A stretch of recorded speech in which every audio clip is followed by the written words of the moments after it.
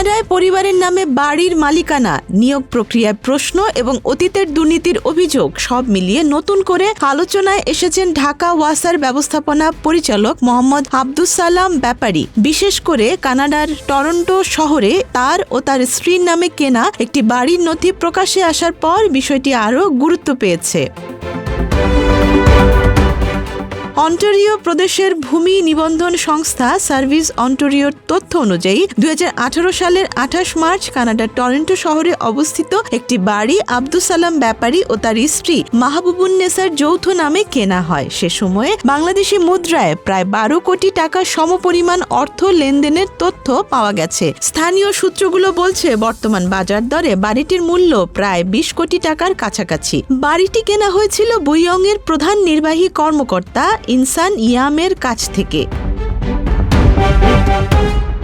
তবে বাড়িটির মালিকানায় পরবর্তীতে একাধিক পরিবর্তন আনা হয়। 2023 সালে মালিকানার অংশ থেকে আব্দুস সালামের নাম বাদ দিয়ে তার এক ছেলের নাম যুক্ত করা হয়। পরে সম্পূর্ণ মালিকানা তার স্ত্রী মাহবুবুন্নেসার নামে স্থানান্তর করা হয়। মালিকানা পরিবর্তনের এই ধারাবাহিকতা নিয়েও প্রশ্ন উঠেছে। বিষয়টি নিয়ে গত 26 ফেব্রুয়ারি আব্দুস সালাম ব্যাপারীর সঙ্গে যোগাযোগ করা হলে তিনি দাবি করেন বাড়িটি তার সন্তানেরা কিনেছেন এবং তারা সবাই পেশাজীবী। সন্তানেরা কি ধরনের পেশায় যুক্ত এ বিষয়ে তিনি সুনির্দিষ্ট কিছু জানাননি। ব্যক্তিগত বিষয় নিয়ে প্রতিবেদন প্রকাশ করলে আইনি পদক্ষেপ নেয়ার হুঁশিয়ারিও দেন তিনি।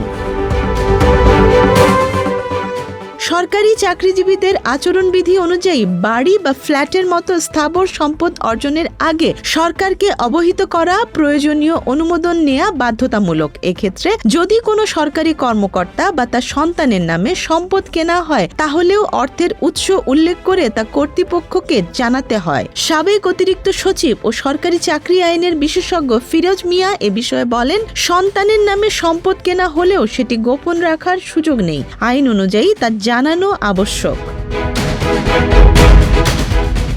ওয়াসা সূত্র জানায় 2008 সালের দিকে মাহবুবুন্নেসা 2 ছেলেকে নিয়ে কানাডায় যান। তিনি নিজেও ওয়াসার নির্বাহী প্রকৌশলী ছিলেন। নির্ধারিত সময়ের মধ্যে দেশে ফিরে যোগদান না করায় তার চাকরি কার্যত স্থগিত হয়ে যায়। তাদের ছেলে আবরার মাহের 2021 সালে ইউনিভার্সিটি অফ টরন্টো থেকে স্নাতক সম্পন্ন করেন। অপর ছেলে ওয়ালিদ সাহেব 2017 সালে ইউনিভার্সিটি অফ ওয়াটারলু থেকে স্নাতক ডিগ্রি অর্জন করেন। তাদের লিঙ্কডইন প্রোফাইলে পড়াশোনার সময় বিভিন্ন প্রতিষ্ঠানে কাজের অভিজ্ঞতার উল্লেখ রয়েছে। তবে 2018 সালে বাড়ি কেনার সময় তাদের সার্বিক আর্থিক সামর্থ্য কতটা ছিল সেটি নিয়ে প্রশ্ন উঠেছে। সংশ্লিষ্ট মহল মনে করছে বিষয়টি দুর্নীতি দমন কমিশন দিয়ে তদন্ত করা উচিত। এদিকে আব্দুস সালামের নিয়োগ প্রক্রিয়াও সমালোচনার মুখে। গত বছরের 11 নভেম্বর স্থানীয় সরকার বিভাগের এক প্রজ্ঞাপনের মাধ্যমে তাকে 3 বছরের জন্য ঢাকা ওয়াসার এমডি হিসেবে নিয়োগ দেয়া হয়। অভিযোগ রয়েছে নিয়োগের আগে একাধিকবার বিজ্ঞপ্তির শর্ত সংশোধন করা হয় এবং তাকে যোগ্য করে তুলতে পদোন্নতিও দেয়া হয়। পরে কোনো সাক্ষাৎকার ছাড়াই 3 জনের সংক্ষিপ্ত তালিকায় তার নাম সবার উপরে রেখে স্থানীয় সরকার মন্ত্রণালয়ে পাঠানো হয় এবং সেখান থেকে চূড়ান্ত অনুমোদন আসে। যদিও আবেদনকারীদের মধ্যে আরো অভিজ্ঞ ও যোগ্য কর্মকর্তা ছিলেন, তাদের ডাকা হয়নি বলে জানা গেছে। তখন সে সময় সরকারের স্থানীয় সরকার উপদেষ্টা ছিলেন আসিফ মাহমুদ সজীব ভুঁইয়া। ত্রয়োদশ জাতীয় সংসদ নির্বাচনের তফসিল ঘোষণার আগের দিন গত 10 ডিসেম্বর তিনি পদত্যাগ করেন। নতুন সরকারের স্থানীয় সরকার, পল্লী উন্নয়ন ও সমবায় মন্ত্রী মির্জা ফখরুল ইসলাম আলমগীর এ বিষয়ে বলেন, তিনি এখনো পুরো মন্ত্রণালয় সম্পর্কে বিস্তারিত ধারণা নিতে পারেননি। বিষয়টি খতিয়ে দেখে পরে মন্তব্য করবেন বলে জানান তিনি। ওয়াসার অভ্যন্তরীণ সূত্র দাবি করছে আব্দুস সালামের বিরুদ্ধে আগেও দুর্নীতির অভিযোগ উঠেছিল এবং তার বিরুদ্ধে বিভাগীয় মামলাও হয়েছিল। সে সময় তাকে প্রায় 4 বছর প্রধান প্রকৌশলী দপ্তরে সংযুক্ত করে রাখা হয়, যা কার্যত ওএসডির মতো অবস্থা। পরবর্তীতে রাজনৈতিক পট পরিবর্তনের পর তিনি নিজেকে বঞ্চিত দাবি করে বিভাগীয় মামলা প্রত্যাহার করেন বলে অভিযোগ রয়েছে। 1991 সালে সহকারী প্রকৌশলী হিসেবে ওয়াসায় যোগ দেন আব্দুস সালাম। দীর্ঘ চাকরি জীবনে বিভিন্ন পদে দায়িত্ব পালন করেছেন তিনি। সূত্র বলছে, বেতন ভাতা মিলিয়ে চাকরি জীবনে তার প্রাপ্তি প্রায় 2.5 কোটি টাকার মতো। তবে তিনি প্রায় 5,000 কোটি টাকার 3টি বড় প্রকল্পের সঙ্গে যুক্ত ছিলেন, যা নিয়েও নানা সময়ে প্রশ্ন উঠেছে।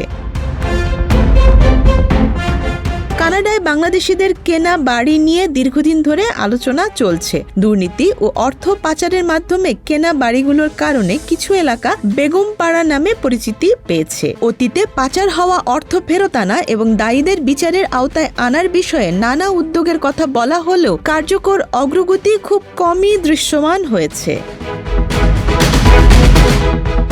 এই প্রেক্ষাপটে আব্দুস সালাম ব্যাপারীর বিরুদ্ধে উত্থাপিত অভিযোগগুলো নিরপেক্ষ ও সুনির্দিষ্ট তদন্তের দাবি রাখে বলে মনে করছেন সংশ্লিষ্টরা। প্রশাসনিক স্বচ্ছতা নিশ্চিত করতে তদন্ত চলাকালে প্রয়োজনীয় পদক্ষেপ নেওয়ার কথাও উঠে আসছে আলোচনায়। Desk report, Dhaka express.